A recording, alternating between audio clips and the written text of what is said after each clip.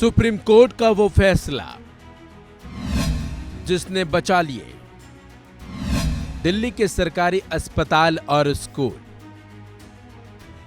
Supreme court ने एक ऐसा फैसला सुनाया जिसकी वजह से दिल्ली के सरकारी अस्पताल और सरकारी स्कूलों से एक बड़ा खतरा टल गया। दरअसल सुप्रीम कोर्ट ने दिल्ली में सरकार की ओर से 1957 से 2016 के बीच किए गए जमीन अधिग्रहण को सही बताया है। सुप्रीम कोर्ट ने जमीन अधिग्रहण के खिलाफ दायर याचिका को खारिज कर दिया।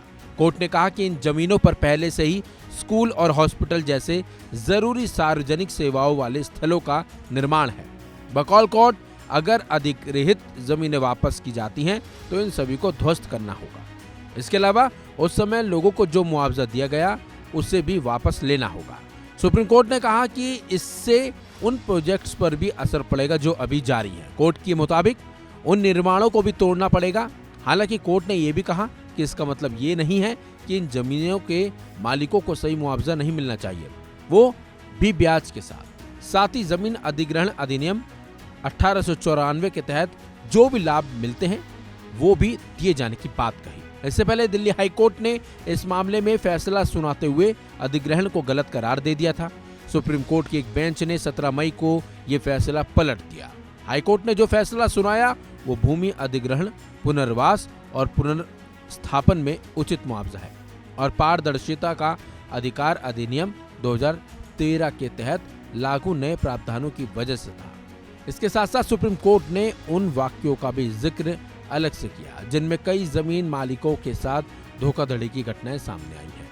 सुप्रीम कोर्ट ने इस संबंध में हाई कोर्ट को निर्देश दिया कि वह एक समर्पित बेंच का गठन करे। ये बेंच ऐसे मामलों को देखेगी जहां ना तो सरकार ने ना तो जमीन को कब्जे में लिया और ना ही उसका मुआवजा जमीन मालिक को दिया।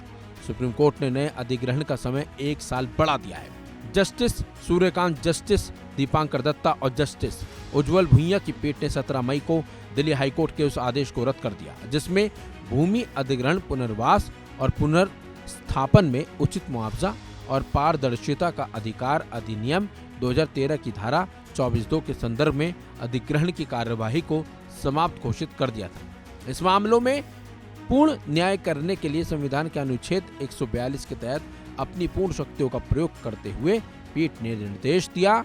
2013 अधिनियम की धारा 24(2) के प्राविधानों के संदर्भ में नई अधिग्रहण कार्यवाही शुरू करने की समय सीमा 1 साल के लिए बढ़ा दी गई है, जो 1 अगस्त 2024 से शुरू होगी। इसके पश्चात कानून के मुताबिक भूस्वामियों को मुआवजे का भुगतान किया जा सकता है। ऐसे नहीं करने पर परिणाम भी कानून के अनुसार ही होंगे। फिलहाल राहत स्कूल के लिए भी है सरकारी और अस्पतालों के लिए भी है और दिल्ली सरकार के लिए भी है। इस खबर में बस इतना ही।